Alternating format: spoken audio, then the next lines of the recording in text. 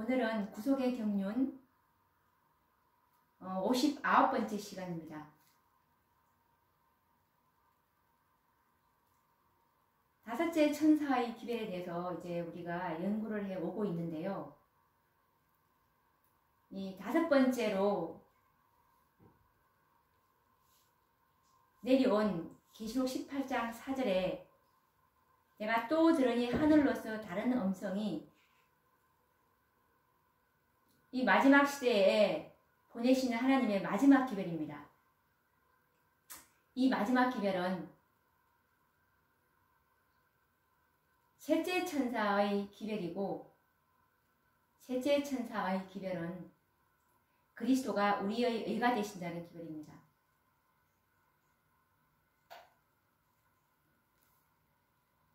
인간의 어떤 행위로도 우리들을 천국에 들어갈 입장권을 얻는 것이 아닙니다. 한 분의 크신 희생 제물 되시는 주님께서 믿는 모든 자들을 위해서 충분한 대속 제물이 되셨습니다. 그리스도의 사랑만이 신자들에게 새로운 생명을 이제 불어 넣어 줄 것이고,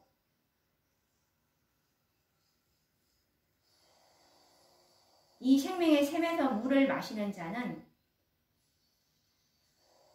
새 포도즙으로 이제 배부르게 될 것인데요.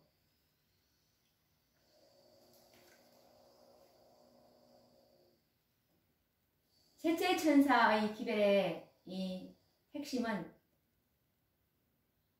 하나님의 사랑의 품성을 드러내라는 기별입니다. 하나님의 율법은 하나님의 품성의 사본이기 때문에 우리가 하나님의 계명과 하나님의 품성은 뗄래야 뗄 수 없는 밀접한 관계에 있는 것입니다. 그래서 진리가 우리를 거룩하게 해주고, 그리고 진리가 우리를 자유케 할 것이기 때문에 율법 없이 하나님의 품성을 드러낸다는 것은 그것은 있을 수가 없는 것입니다. 그래서 이 셋째 천사의 기별은 하나님의 계명과 예수 믿음이 바로 이 셋째 천사의 기별의 핵심인데, 다섯 번째로 이 셋째 천사의 기별이 내려온 이유도 지난 시간에 우리가 설명을 이제 충분히 들었겠지만, 지성소 사업은 살아계신 하나님의 인치는 사업이고, 입맞은 자의 수는 계시록 7장 4절에 14만 4천인이며 계시록 14장 3절의 말씀처럼 땅에서 구속함을 얻은 14만 4천인 밖에는 이 지성소의 중보 혜택을 받을 자들이 없을 것이고, 초기 문집 279페이지 말씀처럼 살아계신 하나님의 인을 치는 계시록 7장 2절에 해 돋는 곳으로부터 올라온 이 살아계신 하나님의 인을 치는 셋째 천사는 에스겔 9장의 서기관의 허리에 먹거릇을 찬 이 천사는 셋째 천사이고, 셋째 천사의 사업과 사명은 14만 4천인 그 입에 거짓말이 없고 흠이 없는 하나님의 율법은 지킬 수 있다는 것을 입증할 그리스도의 완전하신 품성을 소유한 자들이 될 것입니다. 이것이 예수님께서 하고 계시는 지금 지성소의 마지막 사업인 것입니다. 이 구속의 경륜을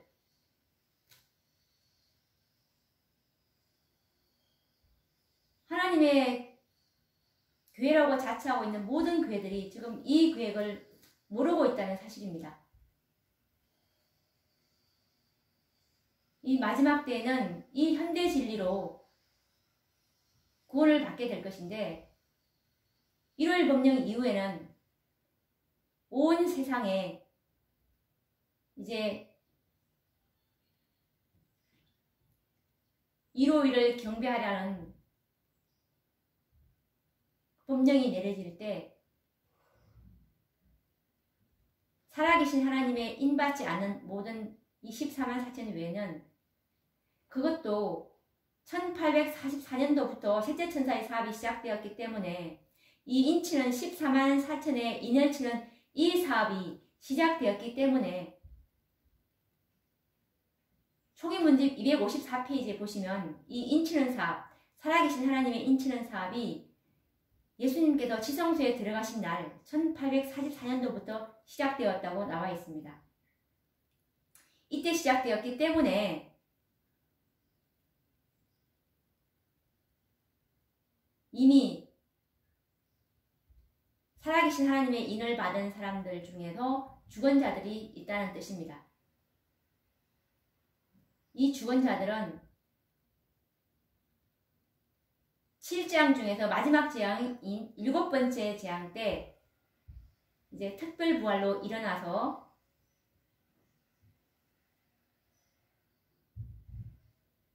일요일 법령부터 이 첫째 재앙부터 쭉 7째 재앙까지 경험한 살아있는 14만 4천인들과 그때 이제 7째 재앙 때 특별부활한 이 14만 4천인들이 그때 완전히 14만 4천이라는 한 완전한 14만 4천이 이 지상에 있게 되는 것입니다.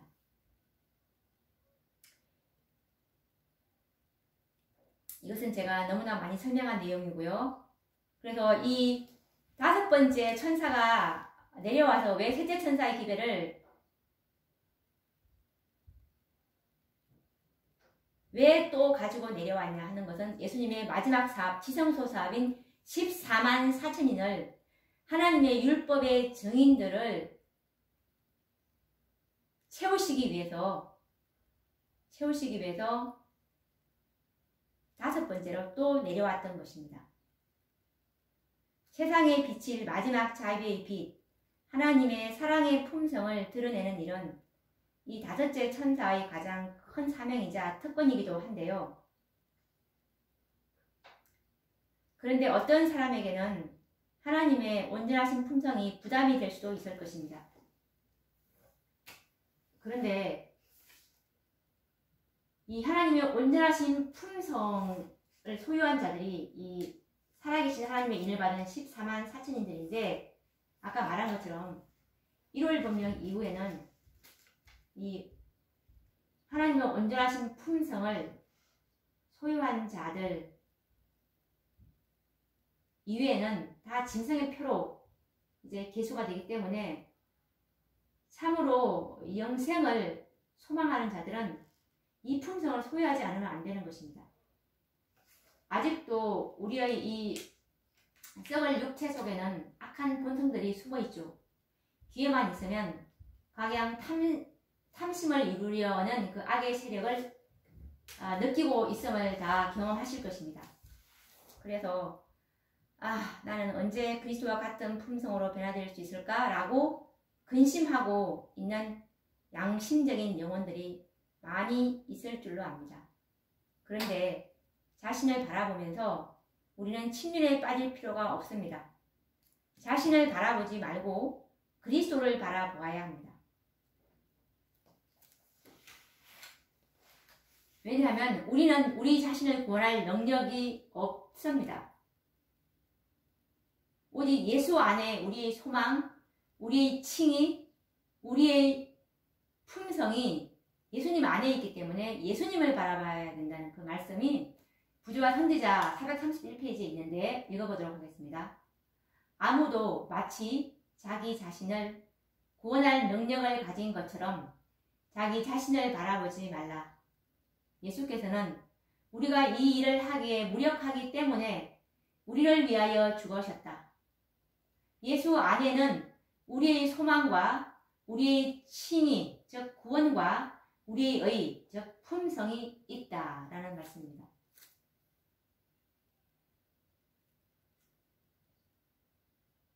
이 거룩함, 완전한 품성, 이런 것은 예수님을 통해서 주시는 그 하나님의 선물인데요.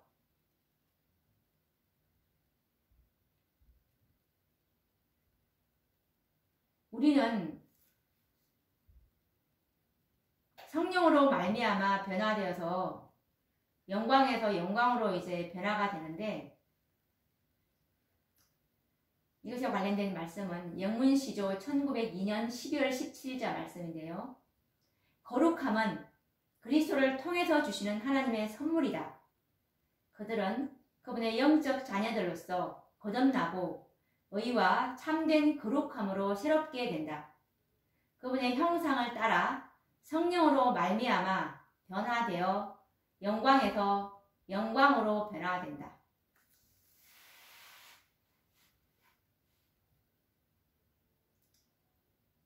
그리스도는 우리의 소망이 되시고, 그리고 생명과 의로움, 즉 품성이 되신다는 것을 우리가 말씀을 통해서 확인을 했는데, 하나님께서는 예수님을 선물로 주셨고, 그분으로 하여금 우리의 구원과 거룩함과 의로움이 되게 하셨습니다.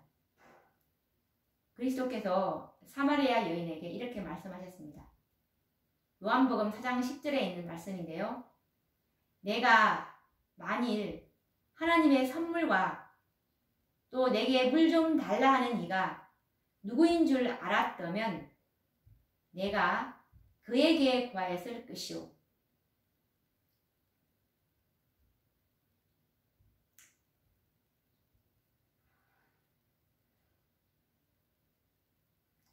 거룩함은 그리스도를 통해서 주시는 하나님의 선물이라는 것입니다. 아무도 자기 자신을 바라보면서 거룩함을 얻을 사람은 아무도 없고, 우리는 너무나 무력하기 때문에, 그래서 예수님이 이것을 우리에게 주시기 위해서 돌아가신 것입니다. 하나님께서는 어떤 선물을 우리에게 주셨는지 깊이 생각해야 하는데요. 하나님께서는 그리스도 안에서 우리를 위한 큰 선물을 예비하셨음을 발견하게 되는데요. 우리는 참으로 기쁨과 감사함으로 이 예비된 선물을 믿음으로 받아들여야 하는 것입니다. 이것은 참으로 지극히 소중한 기별인데요. 우리에게 온 땅을 그의 영광적 품성으로 환하게 하는 큰 능력과 권세 있는 복음이 주어졌는데요.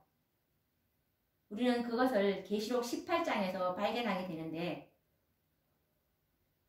계시록 18장 1절 말씀을 보시면 이 일 후에 다른 천사가 하늘에서 내려오는 것을 보니 큰 권세를 가졌는데 그의 영광으로 땅이 환하해지더라 라는 말씀입니다. 이 다른 천사는 1888년 이 능력 있는 복음을 가진 천사가 이 땅에 이제 내려왔는데, 그것이 바로 존스와 와그너가 가지고 왔던 지극히 소중한 기별, 참된 셋째 천사의 기별이면서 하나님의 백성들에게 그리스도의 품성을 받아들이도록 초청하는 기별이었습니다. 이것은 예수님의 의를 참으로 속절없는 우리 인간 배제자들에게 선물로 나누어 주신다는 기별이었고, 이것은 하나님께서 세상에 전파하도록 명하신 기별이었고, 이 기별은 큰 소리로 전파가 되고 크나큰 성령의 부어지심을 수반하는 그런 기별이었던 것입니다. 그런 능력 있는 기별이었던 것입니다.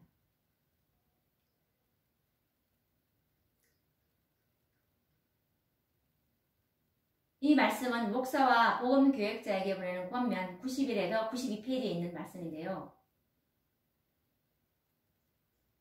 주님께서는 크신 자비를 베푸셔서 와그너와 존스 목사를 통해서 그분의 백성들에게 지극히 소중한 기별을 보내셨다. 그것은 보정물을 믿음으로 말미암는 칭의를 제시하였다.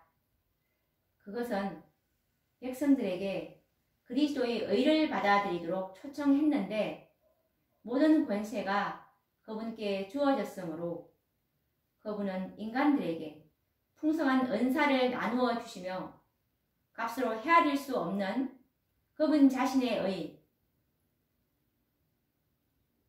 이 품성을 속절없는 인간 대리자들에게 나누어 선물로 주신다. 이것이야말로 하나님께서 세상에 전파하도록 명하신 기별이다. 이 기별은 큰 소리로 전파되고 크나큰 성령의 부어주심, 즉 늦은 비가 수반될 것이다 라는 말씀입니다.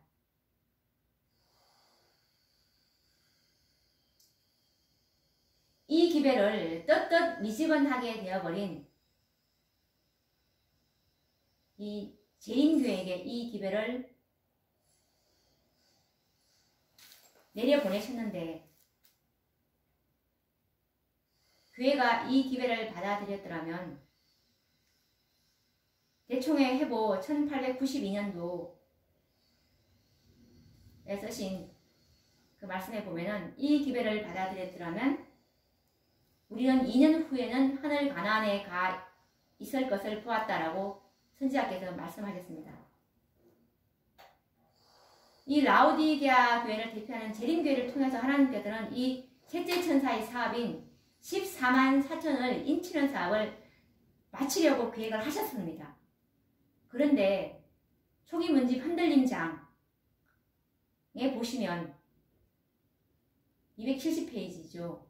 초기 문집 영문 페이지가 270페이지인데 보시면 이 기별은 참된 정인의 권면이었습니다.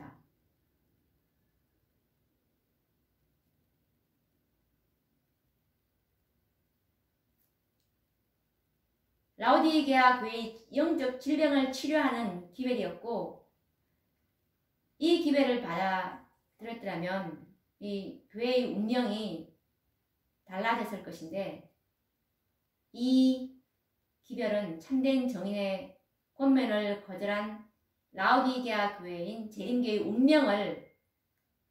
운명이 결정되었던 그런 기별입니다. 이것은 재림교회가 이 기별을 받지 않았다라는 것을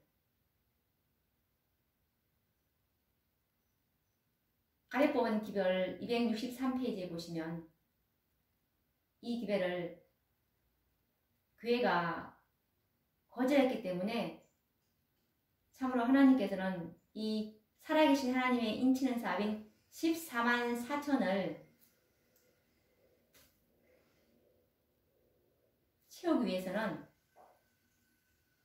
이 지성소 사업을 채우기 위해서는 셋째 천사의 사업을 채우기 위해서는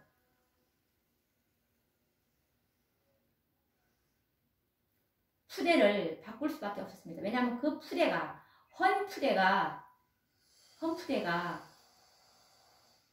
낡아져 버렸고 그 낡아진 푸대가 새 포도즙을 받으려고 하지 않았기 때문에 이제 새 푸대에다가 새 포도주를 참된 셋째 천사의 기별 계시록 18장 1절에 2일 후에 다른 천사가 라는 이 기별을 그리스도가 우리의 의가 되신다는 이 기별을 다시 이제 받아들임으로 살아계신 하나님의 인치는 사업은 진행이 되어야 했고 전진되어야 하는 것이기 때문에 그렇습니다. 정말 이것을 지금 역사를 모르는 분이 너무나 많기 때문에 재림교회에 그냥 남아있으면 구원받을 것이라는 그런 막연한 생각으로 지금 신앙을 하면 안 된다는 뜻입니다.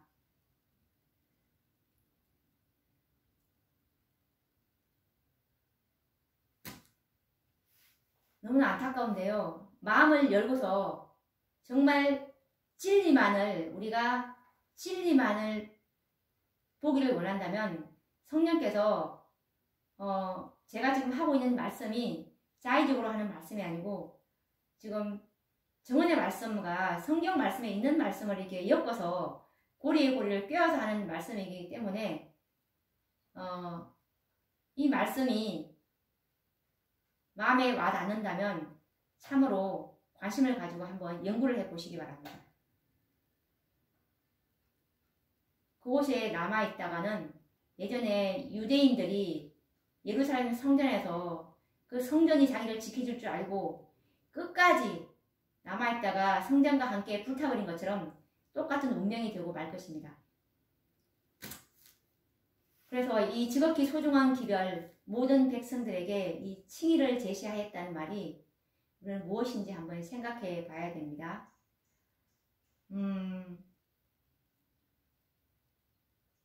이 믿음으로 말미암는 의 계시록 18장 1절에 존스와 와그너가 가지고 왔던 보증물을 믿음으로 말미암는 칭의를 제시한 그 기별, 그것은 백성들에게 그리스도의 의를 받아들이도록 초청한 그 기별. 이 믿음으로 말미암는 의가 무엇인지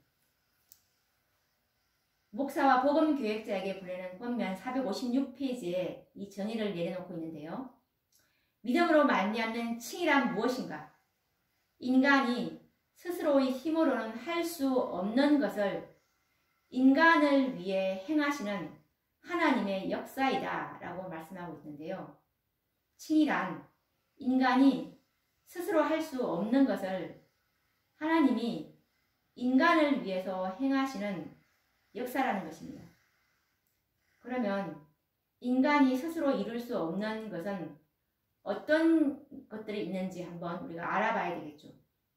첫째는 영생을 얻는 일인데 이것 또한 인간이 스스로 이룰 수 없는 것입니다. 결코 인간 스스로 영생을 이룰 수 없다는 사실은 모든 그리스도인들은 이미 깨닫고 있는 진리이고, 그리고 두 번째로 인간이 스스로 할 수 없는 것이 이 품성인데요. 이 품성이 완전하게 변화되는 일은 인간 스스로가 절대로 이것이 불가능한 일입니다. 그리스도와 같은 흠과 점이 없는 품성을 인간 스스로는 이룰 수가 없습니다.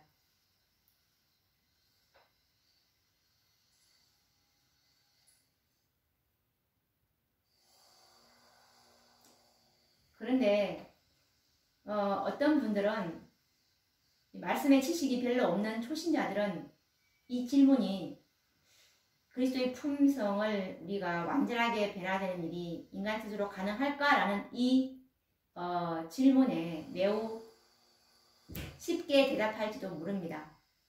어떻게 대답하냐면 불가능하다라고 말을 할지 모르겠지만, 우리가 이 성경과 예언의 신을 많이 연구한 그 노련한 신자들은 오히려 대답하기가 매우 난처하고 힘들어할 것입니다.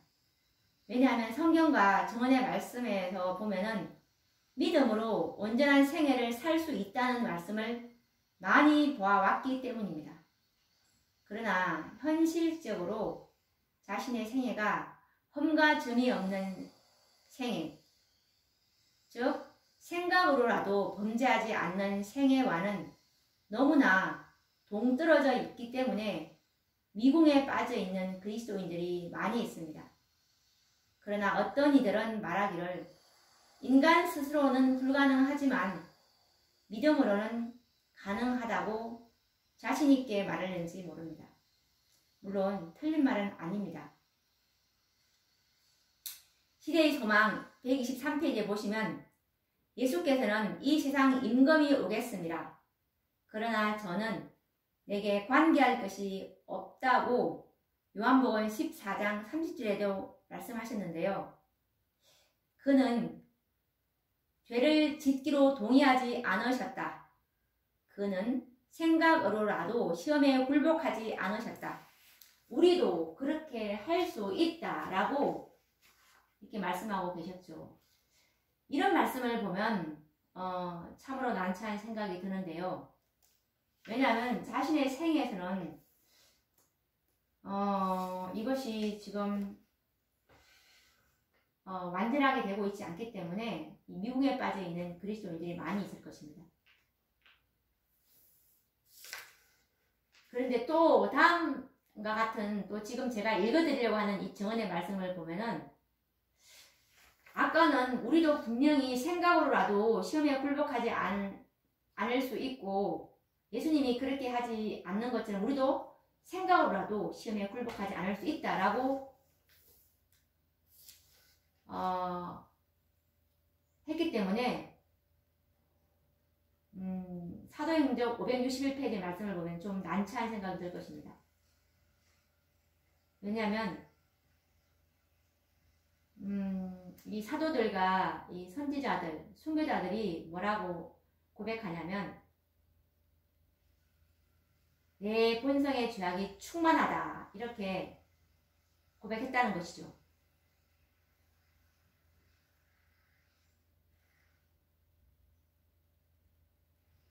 사도 바울도 내 속, 내 육신에 선한 것이 거하지 아니하는 줄 아노니 우리가 이런 말씀을 잘 조화를 시켜 보아야 하는데요. 자, 그러면 한번 읽어보도록 하겠습니다. 사도행전 561페이지 말씀입니다. 사도들과 선지자들 중 어느 누구도 죄가 없다고 주장한 적이 없다. 하나님과 가장 가까이 생애한 사람들, 고의로 악행을 하기보다는 차라리 생명 그 자체를 희생하고 자한 사람들, 하나님께서 거룩한 빛과 능력으로 영화롭게 하신 사람들도 그들의 본성에 죄악이 충만함을 고백하였다. 이와 관련된 말씀인데요. 사도행전 561페이지에 내 속, 내 육신에 선한 것이 거하지 아니하는 줄을 아노니 기록하는 천사들로 하여금 하나님의 백성의 거룩한 싸움의 역사를 기록하게 하며 그들의 기도와 눈물을 기록하게 하라. 그러나 인간의 입술에서 나는 죄가 없다, 나는 거룩하다 라는 선언을 바람으로 하나님께 욕을 돌리지 말라. 그리고 사도행전 562페이지 말씀인데요. 거룩하다고 크게 공언하고 싶어하는 사람들은 하나님의 율법의 거울을 들여다보라. 그들이 율법의 원대한 요구를 깨닫고 마음의 생각과 의도를 감찰하는 율법의 일을 깨달을 때 죄 없다고 자랑하지 않을 것이다. 요한일서 1장 8절과 10절을 보시면 만일 우리가 죄 없다 하면 스스로 속이고 또 진리가 우리 속에 있지 아니할 것이요 라고 말씀하셨습니다. 그리고 사도행전 561페이지에 또 보시면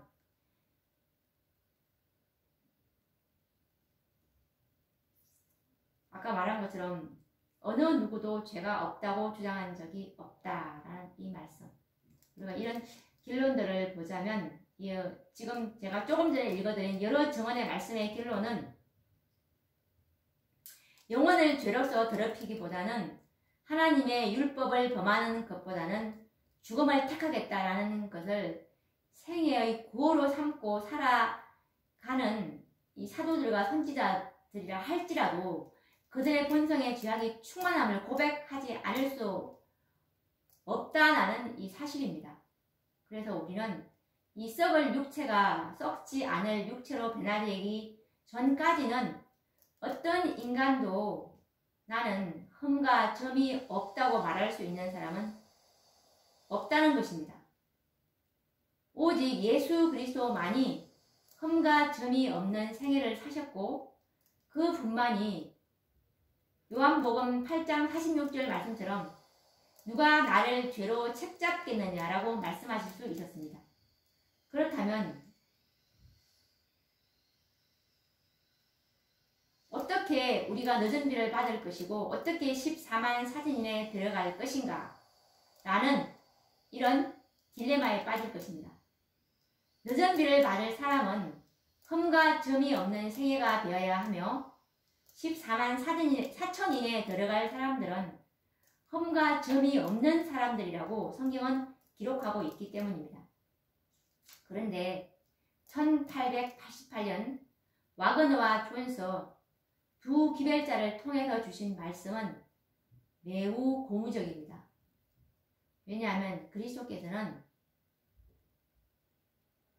자신의 의, 곧 품성을 받아들이도록 초청하시면서 칭의를 제시하셨고 백성들에게 그리스도의 의를 받아들이도록 초청하셨습니다. 값으로 헤아릴 수 없는 그분의 품성을 속절없는 인간 대리자들에게 나누어 주시겠다고 제의하셨기 때문입니다. 주님의 품성은 흠과 점이 없는 품성이 아닙니까? 주님께서 자신이 개발하신 흠과 점이 없는 완전한 품성을 선물로 주시겠다는 말씀입니다. 이 얼마나 놀라운 복음이며 소중한 기별입니까? 늦은 비를 받기에 합당한 품성을 선물로 받을 수 있다는 이 복음, 14만 4천인이 될 수 있는 흠과 점이 없는 품성을 선물로 주신다는 이 기별이야말로 온 세상에 큰 소리로 전파되어야 할 복음이 아니고 무엇이겠습니까? 이제 결론입니다. 이 완전한 품성은 우리